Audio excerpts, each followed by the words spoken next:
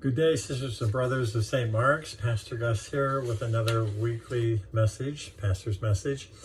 And today I would like to address the topic of social justice. You know, when I go out for a jog early in the morning and a police car slows down behind me or stops, I assume that they are either being courteous or looking out for my safety. That's white privilege. When I check into a hotel in a strange city, I never worry about who gets in the elevator with me or who walks down the hallway behind me. That's male privilege. Well, guess what? Depending on who you are, you may or may not enjoy some of these privileges as well. Of course, you don't have to agree with me, and that's okay. That's democratic privilege. I typically don't even discuss political issues too much in the church, but because I am so heartbroken over the things that I see happening in our streets in recent days, the protests over legitimate racism that is part systemically in our society, I feel I must speak to this particular issue this day.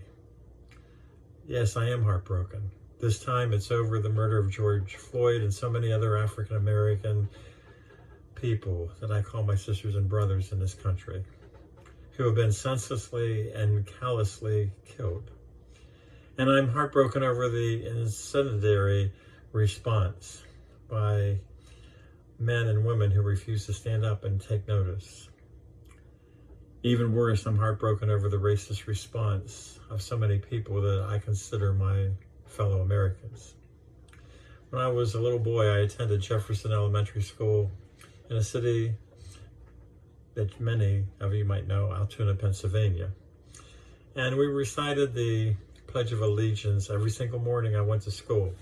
And every single morning, I can remember the ending words of that recitation: one nation under God, indivisible, with liberty and justice for all. If you grew up in the United States, my guess is that you recited those lines as well.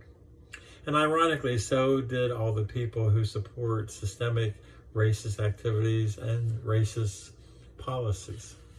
The Pledge of Allegiance doesn't say with liberty and justice for some. It says with liberty and justice for all. With liberty and justice for all, that was certainly not the way our country was found, but in the last 240 years, it's been a goal that we have been slowly but inexorably moving towards.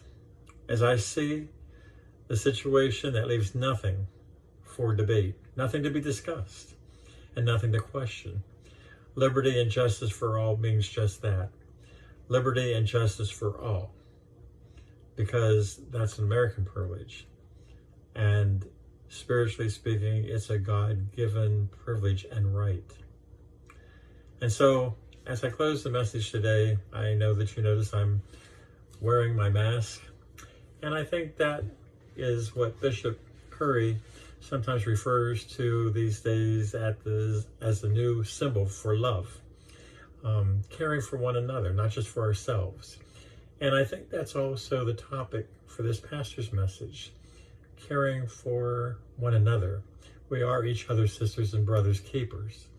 And that's what God calls us to be, as he calls and protects us and loves each one of us.